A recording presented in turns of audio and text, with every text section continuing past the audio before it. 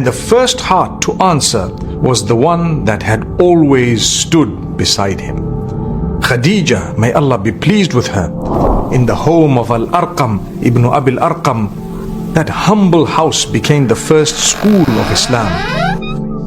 Bismillahir Rahmanir Rahim. My beloved brothers and sisters, today we enter a chapter filled with quiet courage and sincere hearts. For when the first light of revelation descended, it did not spread through armies, speeches, or force. It spread through hearts, hearts that recognized truth the moment they heard it. Islam began softly, in whispers, in gentle conversations, in small circles hidden from the noise of Mecca. But the ones who believed first, they were not ordinary people. They were the pure-hearted, the seekers, the ones whom Allah had already prepared long before. A loyal friend, a devoted wife, a child of pure light, and a servant of unwavering love. These were the first believers, the first carriers of the light. The first to say, there is no God but Allah and Muhammad is his messenger.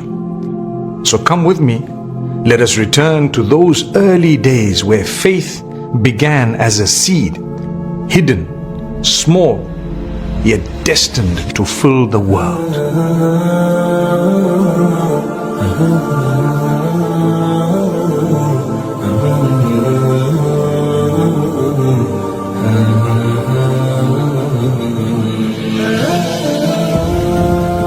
The dawn after revelation broke gently over Mecca. The Prophet, peace be upon him, had descended from Hira with a heart transformed.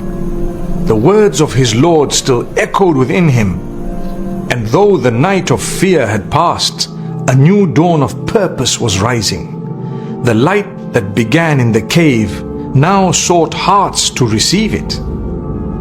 And the first heart to answer was the one that had always stood beside him. Khadijah, may Allah be pleased with her, the first to believe. When others hesitated, she was certain. When he trembled, she was calm. Her faith was not born of words, but of knowing him, his truth, his honesty, his light. In the stillness of their home, she bore witness to the beginning of Islam. Soon after, a boy of 10 watched them in quiet wonder. Ali ibn Abi Talib, may Allah be pleased with him, he had lived in the Prophet's home since childhood, his heart pure and curious. One evening, he saw the Prophet, peace be upon him, and Khadijah, may Allah be pleased with her, standing in prayer. When they finished, he asked, "What's this, O Muhammad?" The Prophet, peace be upon him, replied, "This is the religion of Allah, the worship of the one who created you." Ali, may Allah be pleased with him, spent the night thinking, his young mind restless with awe. At dawn he returned and said, "I testify that there is no God but Allah, and that you are the messenger of Allah." The first youth to embrace Islam, and the beginning of a legacy of courage. Then came Zayd ibn Haritha, may Allah be pleased with him, the servant the Prophet, peace be upon him, had freed and loved as a son. He too did not hesitate. The moment he heard the truth, he said, "I will not choose anyone over you." His loyalty was deep, not of blood, but of faith. When revelation later commanded that every man be called by his true father's name, Allah honored Zayd among all companions by naming him in the Quran, a sign of his nearness and worth. Soon after, the message reached the friend whose loyalty would shape the future of Islam. Abu Bakr as-Siddiq, may Allah be pleased with him, a man known among Quraysh for kindness, wisdom and trust. When the Prophet, peace be upon him, told him of the revelation, there was no pause, no question. He simply said, if he said it, it is the truth. His heart did not seek proof, his soul already knew, and through him, Islam began to move from one heart to another, quietly, steadily, like light spreading before dawn. By Abu Bakr's effort, others joined: Uthman ibn Affan, Talha ibn Ubaidillah, Az-Zubayr ibn al-Awwam, and Abdul Rahman ibn Auf. May Allah be pleased with all of them. They were the earliest companions, the seeds of a nation yet to be born. Each one would later give everything: wealth, comfort, safety, for the word of Allah. At that time, the call to Islam was still secret. The Prophet, peace be upon him, would meet with the believers in silence, away from the gaze of Quraysh. At night, they would slip into the valleys beyond the city, where the stars shimmered, and the desert wind carried the rhythm of their prayers. There, they stood shoulder to shoulder, man, woman, youth, and freed slave, equal before their Lord. In that small gathering, the first ummah was born. In those nights of quiet devotion, the Prophet, peace be upon him, led them in prayer, his voice trembling as the verses of the Quran flowed for the first time in congregation. The sound was gentle but powerful, a whisper of truth against the roar of centuries of falsehood. The world slept unaware, yet the heavens watched as Islam took its first breath. The Quran would later describe this purity of faith: إِنَّ الَّذِينَ آمَنُوا وَعَمِلُوا الصَّالِحَاتِ يَهْدِيهِمْ رَبُّهُمْ بِإِيمَانِهِمْ. Indeed, those who believe and do righteous deeds, their Lord will guide them by their faith. Even those who did not yet believe began to sense the change. Abu Talib, the Prophet's uncle, though he never embraced Islam, protected him with unwavering love.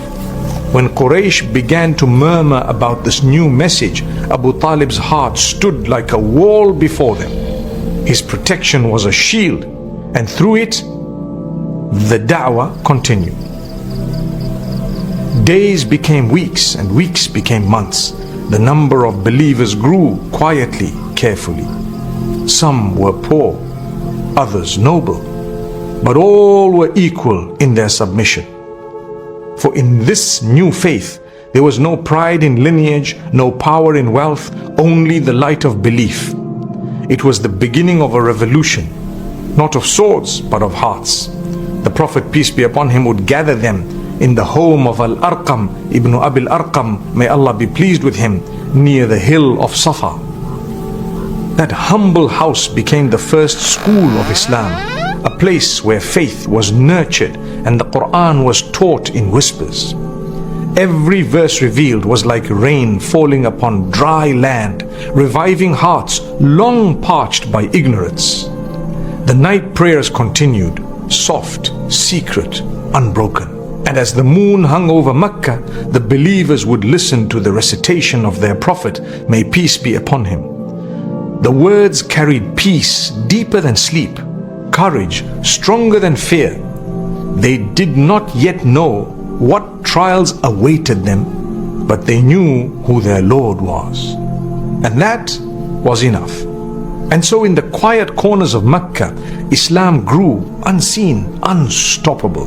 The idols still stood in the Kaaba, but their time was ending. For now, the believers prayed in secret, but the echo of their faith reached the heavens. The light that began in the cave of Hira was spreading from one heart to another until no darkness could contain it. And so the first hearts embraced Islam quietly, beautifully, and with certainty. They did not wait for miracles. They did not seek proofs. They believed because their hearts recognized the light. This is the lesson.